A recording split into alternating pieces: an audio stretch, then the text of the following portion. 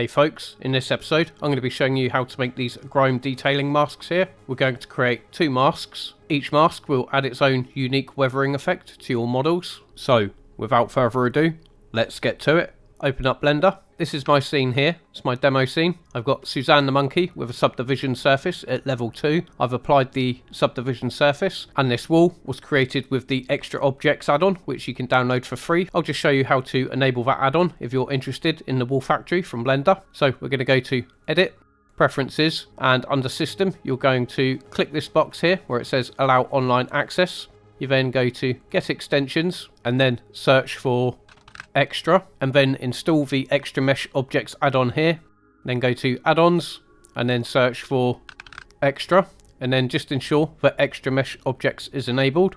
We'll close this window. Once you've enabled that add-on, hit Shift A, go to Mesh, go to Extras, and then choose Wall Factory. You can then navigate to the bottom left and expand the options here, and you'll find all the settings here where you can create a wall. But this tutorial isn't about the Wall Factory, so I'm just going to take this item, I'm going to hit Delete, and I'll just use these 2 as an example. I'll navigate to the bottom left of my 3D viewport until I see a crosshair. I'll left click and drag up and open up a new window. I'll then change this from the 3D viewport to the shader editor. I'm going to click Suzanne. I'll then click New, and I'll rename this to Level Up. I'll also select my wall. I'll go to the shader editor and I'll give that the same material. In my shader editor, I'm going to hit N to hide the N panel. I'll hit Shift A. I'm going to go Input and I'm going to choose Texture Coordinates. Shift A. I'm going to go Vector and I'm going to choose Mapping. Shift A, I'm going to go Texture and I'll choose Gradient Texture. Shift A, I'm going to go Texture and choose Noise Texture. I'm going to change the noise texture from 3D to 4D. Shift A, go Converter, and we choose Color Ramp. I'll then duplicate that color ramp by hitting Shift D. I'll then hit Shift A, I'm going to go Color and I'll choose Mix Color and I'll pop that there. I'll connect the generated socket into the vector socket of the mapping node. I'll then connect the vector from the mapping node into the vector of the gradient texture. I'm going to plug the color from the gradient texture into this color ramp. I'll then plug this color ramp into the factor of this mix color node. On this mix color node, I'm going to change the mix type from mix to subtract. I'm going to change socket B to 100% pure white. I'll then take the object coordinates from the texture coordinate into the vector of the noise texture. I'll plug the factor from the noise texture into the factor of the color ramp. I'll then plug the color from the color ramp into socket A of the mix color node. I'll then plug the result from the mix color node into the base color of the principal BSDF. So as you can see, we got the gradient here, but the problem is we need to rotate this by 90 degrees on the y-axis. So I'm going to go to my mapping node and I'm going to type in 90. So the way this works is if I take the color from this color ramp and plug it into the base color of the principal BSDF, you can see that we've got this gradient mask.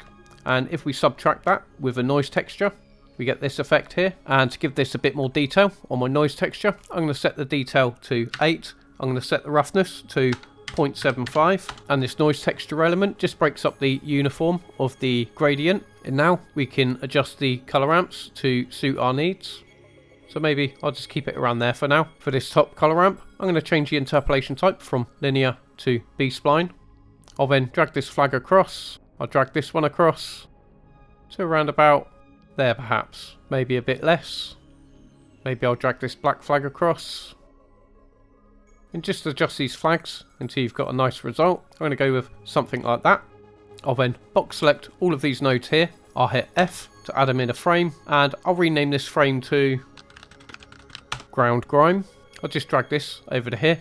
I'll then hit Shift A. I'm going to go Color and I'll choose Mix Color. I'll then pop that in between there. I'll plug the result from the Mix Color node into the factor of this Mix Color node. I'm going to change socket A to maybe like a sandstony color, something around there perhaps. And then I'll set socket B as a dark green.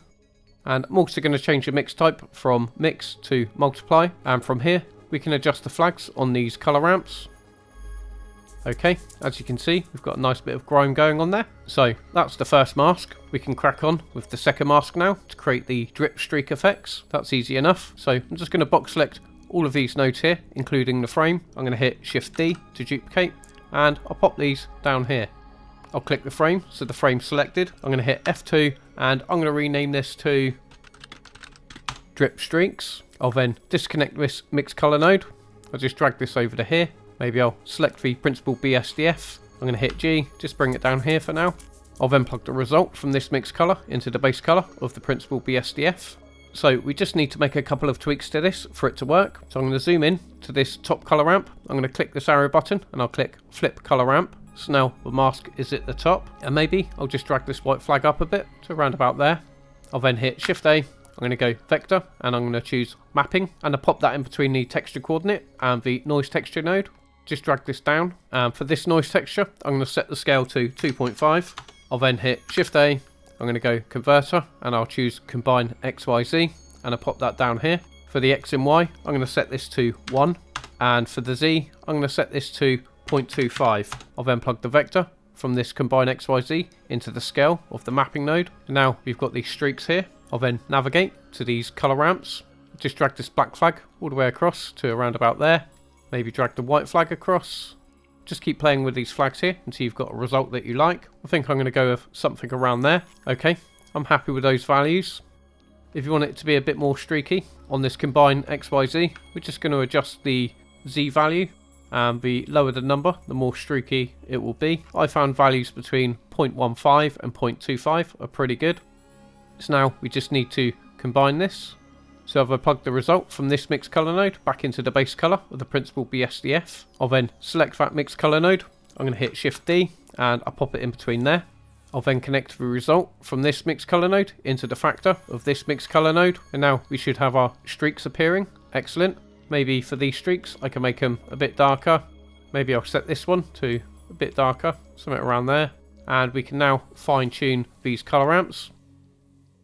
And there you go. Now you've got weathered grime detailing on your objects, and it's completely procedural. At current, these grime detail masks are simply mixing solid colors, but we can add image textures into these. So for example, I could hit Shift A. I'm going to go texture. I'll choose image texture.